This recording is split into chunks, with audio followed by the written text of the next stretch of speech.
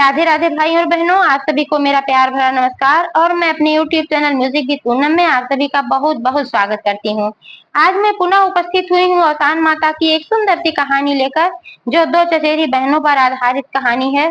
बहुत ही मार्मिक कहानी है, तो प्लीज कहानी को पूरा सुने।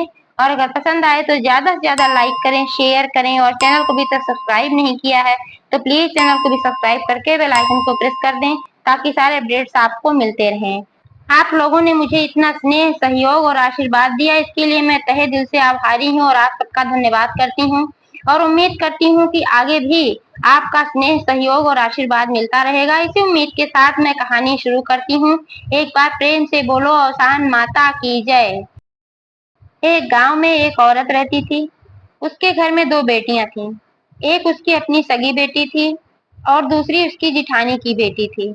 उसकी सगी बेटी का नाम था तीला, जिठानी की बेटी का नाम था मुआ।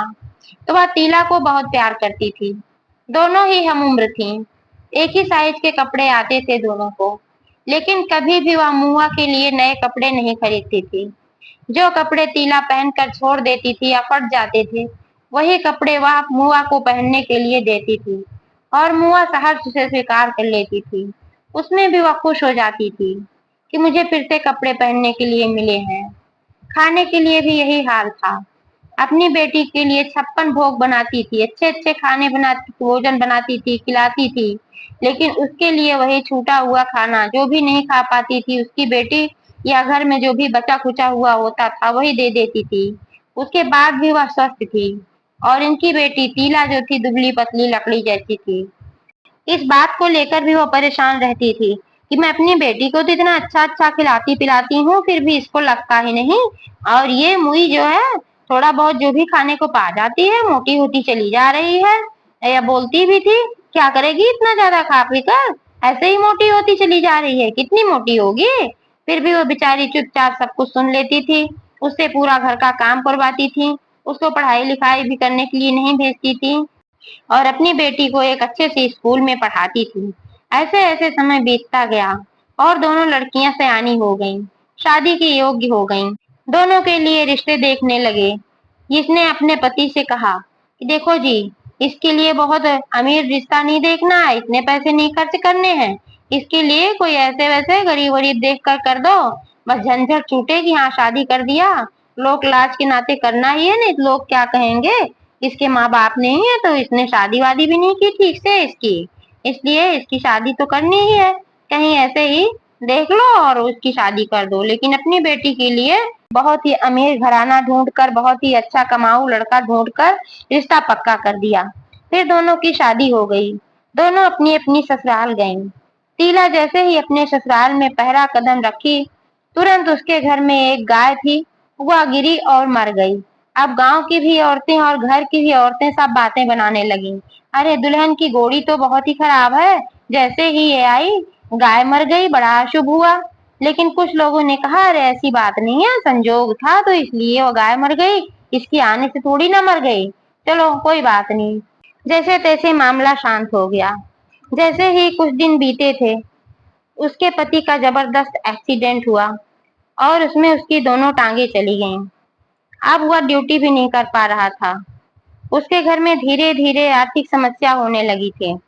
ऐसे एक समय ऐसा आया कि फिर दाने दाने को मोहताज हो गए वो लोग। उनके घर में कुछ भी खाने के लिए नहीं बचा था। तब टीला के माँ बाप जो थे, वो उसकी मदद करते थे, कुछ ना कुछ देते थे। लेकिन धीरे धीरे उन लोगों की भी स्थिति बहुत बुरी हो गई। मुआ के भाग्य से ही उसकी चाची के घर में सब कुछ अच्छा चल रहा था। मुआ जैसे ही इस घर से गई, भाग्य भी साथ ले गई। उसके जाने के बाद से उनके भी घर में कंगाली ही आ गई। उनके घर में भी कुछ नहीं बचा, वो भी दाने दाने को मोहताज हो गई। इधर मुआ जैसे ही अपने ससुराल में पहुंची, उसके घर में सब कुछ अच्छा होने लगा। उसके पति की अच्छी नौकरी लग गई। उसका ससुर जो 3 साल से बिस्तर पर पड़ा था, उसको लकवा मार गया था। उसके पहुंचते ही धीरे धीरे उनके पैरों में हलचल होने लगी, और फिर वो धीरे धीरे चलने लगे, ठीक हो गए। उनके घर में धीरे धीरे सब कुछ अच्छा हो गया। मुआ बहुत अमीर हो गई, घोड़ा गाड़ी सब कुछ हो गया। टीला तो बहुत गरीब हो गई। एक दिन मुआ अपने पति के साथ मंदिर गई, और वहां पर उसने देखा कि तीला भिखारियों के साथ सीढ़ियों पर बैठकर भीख मांग रही थी। उसे अपनी आंखों पर विश्वास नहीं हुआ। उसने सोचा, इतने अमीर घराने में इसकी शादी हुई थी, वह यहाँ कैसे आएगी। फिर भी वह उसके पास गई और बोली, बहन तुम यहाँ कैसे हो, क्या कर रही हो, कैसे तुम्हारी हालतें हुई। तो वह रोने लगी और उसने बताया कि मेरे घर जाते ही वहां का सब कुछ उजड़ गया। मेरे घर वाले बहुत ही निर्धन हो गए, मेरे ससुराल वाले बहुत ही गरीब हो गए। मैं जैसे ही वहां पहुंची, पहले तो गाय मर गई, फिर ऐसे ऐसे सारी समस्याएं आई। उसने सब कुछ बताया और तीला ने कहा, बहन तुम्हारी शादी तो बहुत निर्धन परिवार में हुई थी, तुम इतनी अमीर कैसे हो गई। तब मुआ ने कहा, बहन यह सब भाग्य का खेल है और कर्मों का फल है। मैं शुरू से माता की भक्त रही हूँ और आसान माता की मैं हमेशा पूजा ही करती हूँ। हर हफ्ते में दुर्दुरिया चबवाती हूँ और उन्हीं की कृपा से मुझे यह सब कुछ प्राप्त हुआ है। हे बहन, बुरा ना मानो तो एक बात कहूँ। तब तीला ने कहा, बोलो बहन, मैं क्यों बुरा मानने लगी। तब उसने कहा, बहन तुम भी अगर अवसान माता की हर बृहस्पतिवार को पूजा करो तो तुम्हारी भी स्थिति बहुत ही अच्छी हो जाएगी, कोई दिक्कत नहीं रहेगी, क्योंकि माँ सबके संकट हर लेती हैं। तब उसने कहा, मैं तो करूंगी बहन, लेकिन मेरे पास कुछ भी नहीं है, मैं कैसे भोग प्रसाद मंगाऊंगी। तब मुआ ने कहा, बहन मैं तुम्हें उसके लिए पैसे दे रही हूँ। तब फिर उसने कुछ पैसे दिए। उसने कहा, इससे तुम भोग प्रसाद भी मंगा लेना और जब तक तुम्हारे पास पैसे नहीं है तब तक तुम खाने पीने में भी यूज करना। जब तुम्हारे पास पैसे हो जाएंगे तब मुझे लौटा देना। टीला ने कहा, ठीक है बहन, तुम्हारा बहुत बहुत धन्यवाद, तुम ना होती तो मेरा क्या होता। उसने कहा, कोई बात नहीं, और ऐसा कहकर वह अपने घर चली गई। इधर तीला हर बृहस्पतिवार को दुरदुरिया कराने लगी। उसकी दुरदुरिया कराने से माता खुश हुई और 7 बृहस्पतिवार ही बीते थे, उसके पति को विकलांग कोटा के तहत नौकरी मिल गई और उसके घर में आमदनी होने लगी। धीरे धीरे उसकी स्थिति सुधर गई और उसने यह सब बातें अपनी माँ को बताई। जब उसकी माँ ने ये सब बातें सुनी तो वह मुआ के घर गई और उससे क्षमा मांगने लगी। उससे बोली, हे बेटी, मैंने तुम्हारे साथ इतना बुरा किया था, फिर भी तुमने हमारे साथ इतना अच्छा किया, हमारी बेटी के साथ इतना अच्छा किया। तब मुआ बोली, चाची आपने बुरा किया था तो क्या हुआ, लेकिन मैं तो नहीं ना कर सकती हूँ बुरा, मैं तो हमेशा अच्छा ही करूंगी क्योंकि आप लोग मेरे अपने हो, मैं तो दूसरों का भी बुरा नहीं करती हूँ। तब उसकी चाची ने कहा, हाँ बेटी तू महान है, तू मुझे माफ कर दे।